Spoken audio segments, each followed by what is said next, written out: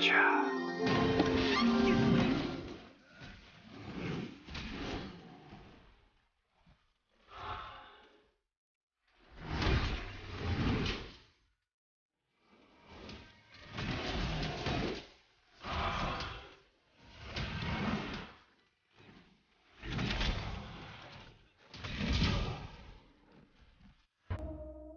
Deep Vero is a Rarity 7 hunting horn in Monster Hunter World.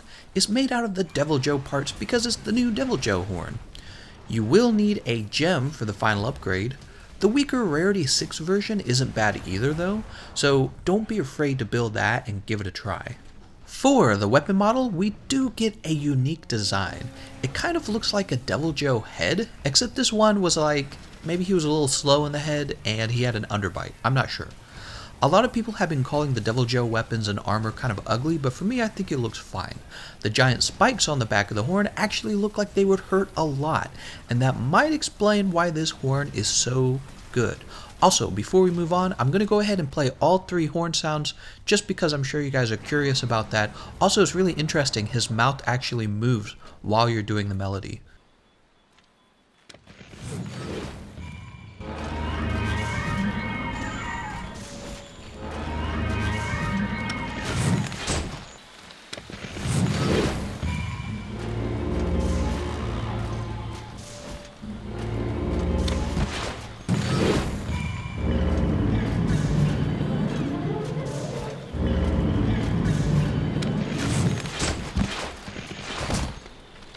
Okay, let's move on to taking a look at the attributes. Hunting horn mains are probably feeling pretty pleased right now because I can tell you, without going into too much detail, that this is arguably the best horn in the game.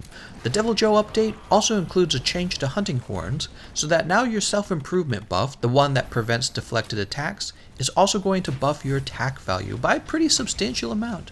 We'll take a look at that in more detail later. So, Deep Vero has the highest attack value of any horn in the game right now at 924 attack. Next, you'll notice the maxed handicraft skill will give you a large white sharpness bar, and that's always very desirable because the sharpness bar gives it a damage multiplier rather than just flat damage. I think to try and balance all that power out, the developers did give it a base affinity of negative 30%. That's kind of a lot, but we'll take a look at how to get around that when I reach the build portion of the video. Next, you'll notice that it does receive a bit of dragon damage. That's never very important for horns because they don't deal a lot of elemental thanks to their slower attack speed. Moving on, you'll note that it also does have the higher Elder Seal, which honestly makes me feel like this horn is going to make the Desolations Overture, that's the Nergi horn, it's going to make it redundant.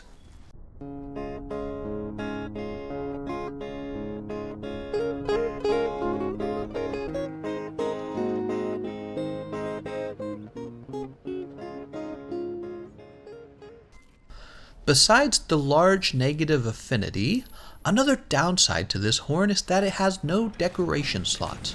But it does have 2 augmentation slots, that's nice. I think this easily could have been a rank 8 weapon and only received 1 augmentation slot. And you know those single augmentation slots for the rank 8 weapons require a hero streamstone.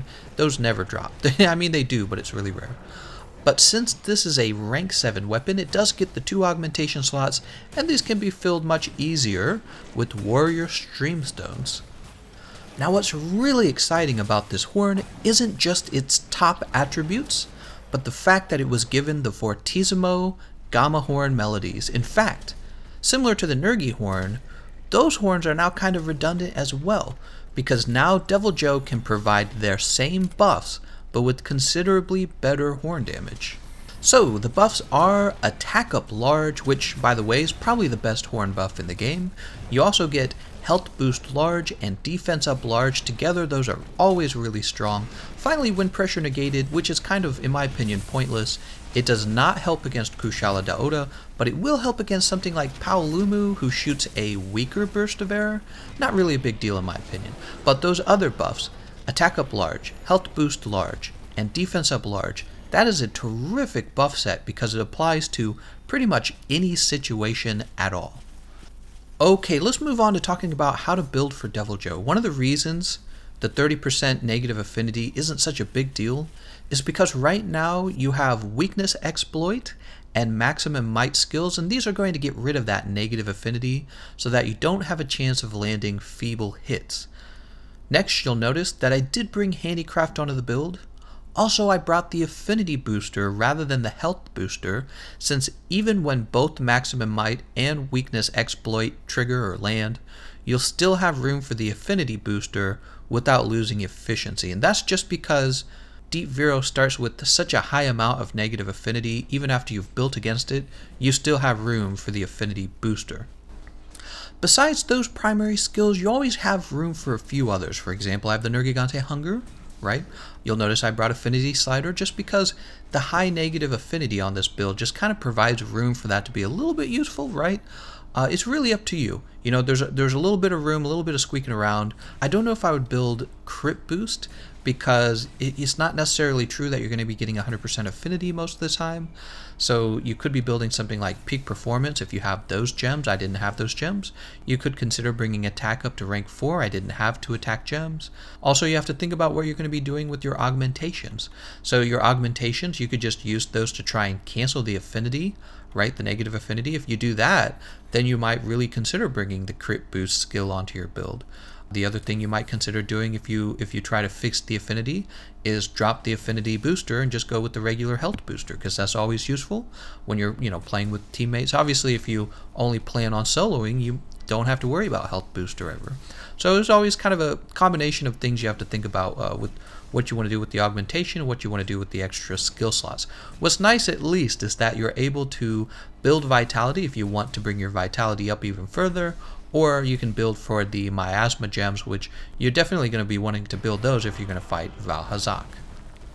And that brings us to the last question. Who should I be using Deep Vero Horn against? Trick question, you should be using it against everybody. It's got the highest attack rating of any of the horns, it's got the white handicraft bar, it's got the attack up large buff, health boost and defense large are always good. I mean, it's got the higher Elder Seal as well. What doesn't this horn do is the question.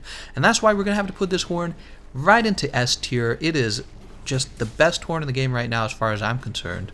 There's still some other horns that offer maybe like some very niche builds like Teoster's Orphi with this all ailments negated, right? Something like that. But man, or for example, the Zenajiva horn has all wind pressure negated, which some people might prefer that when fighting Kushala Daoda. But other than that, there's not a lot of reason to use those horns that are in C tier. And that's why we're creating this S tier for this horn, because it's so good that it takes the horns that were already borderline or they just weren't that good and it just makes them worse, right? There's almost no reason to use them now, right? So hopefully some of the horns that they're clearly a little underpowered in comparison. Hopefully at some point Capcom takes another look at them and, I don't know, maybe improve them, maybe improve their buff or their damage output, something to make them feel a little more competitive, because this horn just creates a new high bar, really it does. Alright, well thank you all for watching, and I'll see you guys next time.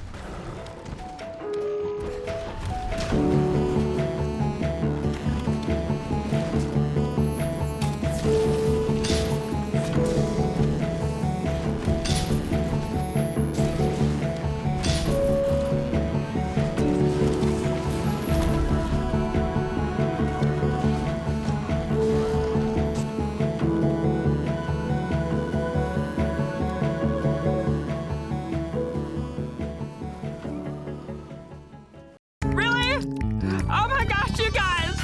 I just want to thank y'all so much!